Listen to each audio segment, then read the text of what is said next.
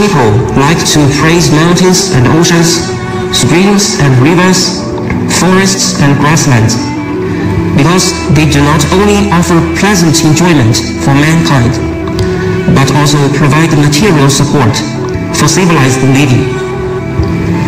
But no one ever praises me, Takima Khan, for I am an endless yellow wasteland and barren land of sand and gravel.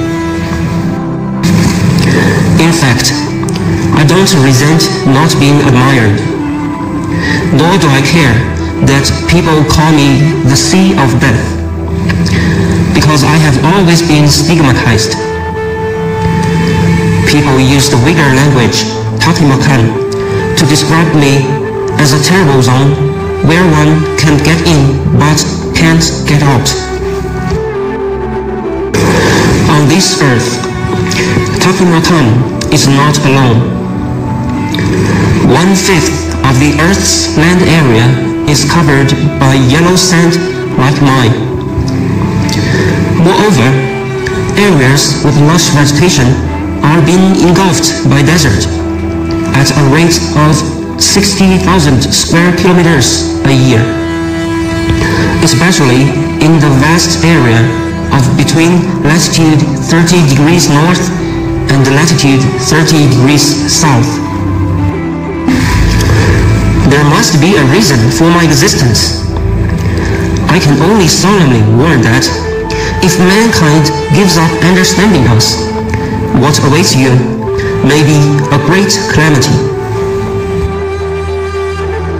When will mankind learn to understand that everything that exists on Earth is interconnected as a whole? Do not underestimate this boundless Gobi Sand Sea, as they are the inevitable product of the Earth's natural balancing development and an indispensable natural ecology. To tell you the truth, without the desert and the exposed Gobi, the Earth's atmosphere would lose its benign cycle.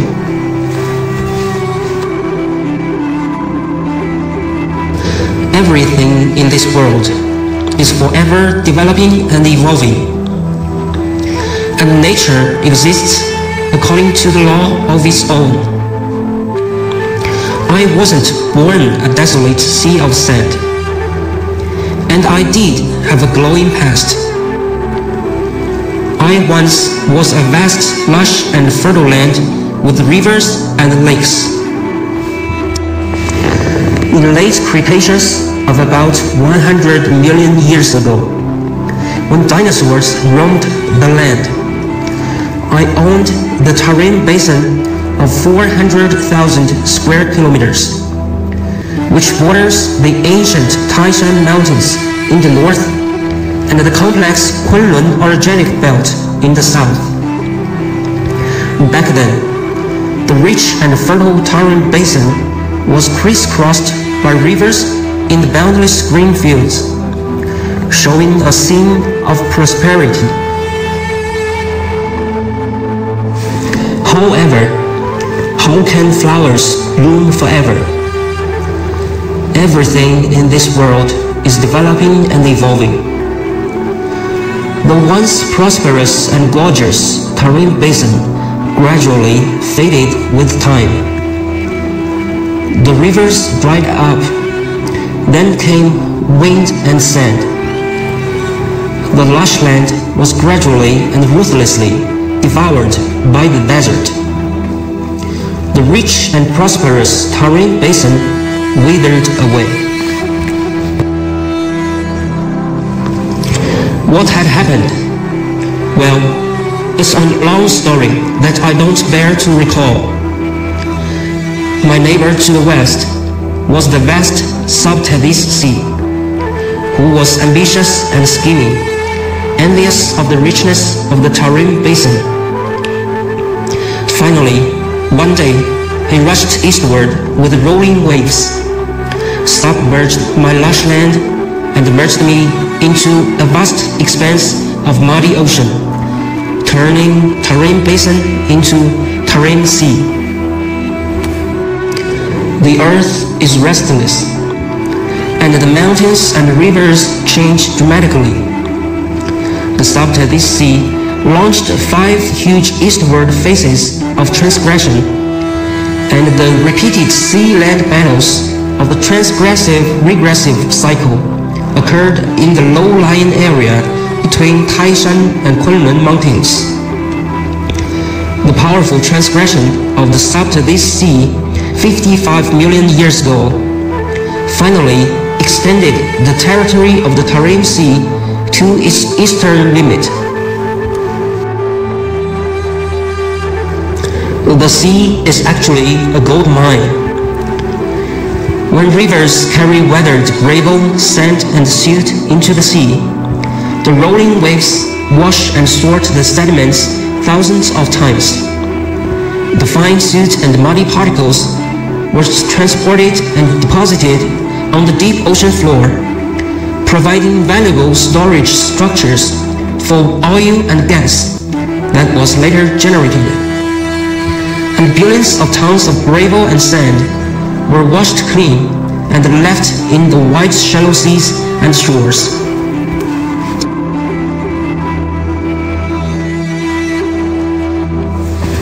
The earth is forever restless. Time flies by. About 41 million to 37 million years ago, the convergence of plate movements lifted the Pamir Plateau and completely cut off the passage between the Tarim Sea and the turbulent Subtethys Sea. Without source of water, sort of like the Caspian and the Black Seas today, the Tarim Sea became a typical inland sea.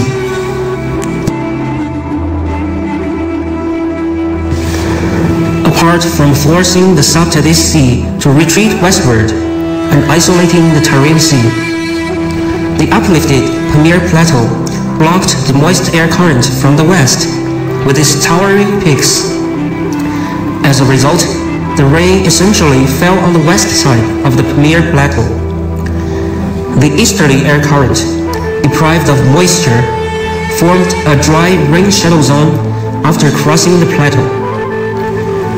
The Tarim area completely lost the chance of rainfall and gradually shrank into a land with only scattered lakes and marshes. After crossing the Pamir Plateau, the dry air current continues to descend and migrate eastward, and gradually converges into a dry and hot front that reaches the interior of the Tarim Basin. Fern is like a vicious sirocco monster that sucks the last moisture out of the marshes and lakes in the low-lying areas between the Taishan and Kunlun mountains, turning them into a boundless gobby sand sea.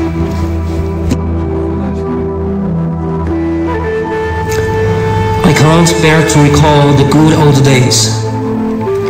The vast and magnificent Tarim Sea was strangled by the rise of the Pamir Plateau and lost its heroic feelings of rolling waves forever. The ebb and flow of tides and the waves driven by strong winds have long gone. However, the Tarim Sea, which was once stirred by wind and waves, had built miles and miles of golden sandy beaches through thousands of years of washing and sorting by currents and waves. The hundreds of millions of tons of yellow sand you had accumulated have laid the foundation for the future of the Taklamakan Desert.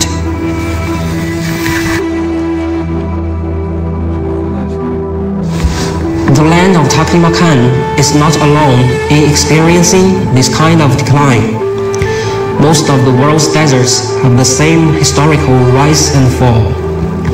The glory of the past and the once elegant poise are now completely buried by yellow sand.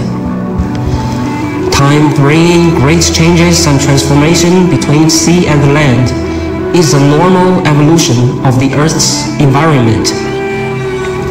The restlessness of the lithosphere, with plate diversion and conversion, has brought about great changes to the mountains and the rivers.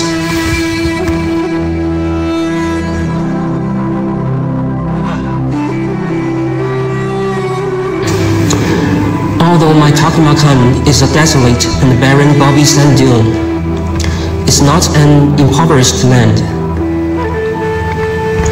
In more than 60 million years of environmental evolution, it had gone through a long process of land desertification. The precious natural heritage that left behind is unexpectedly rich and colorful.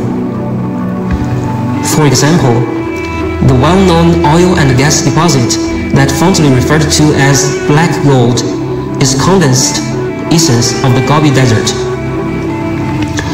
The rich chemical deposit of rock salt was formed by the several transgressive-regressive cycles.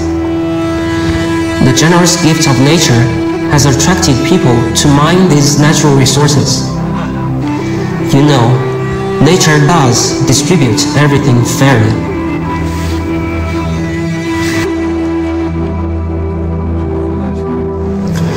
The wealth in the eyes of mankind that is hidden in the vast land of sand sea is the product of the earth's magical changes. They are the silent efforts and the devotion of the earth, displaying the broad desire of the barren desert, as well as reflecting the unreserved generosity of nature to mankind.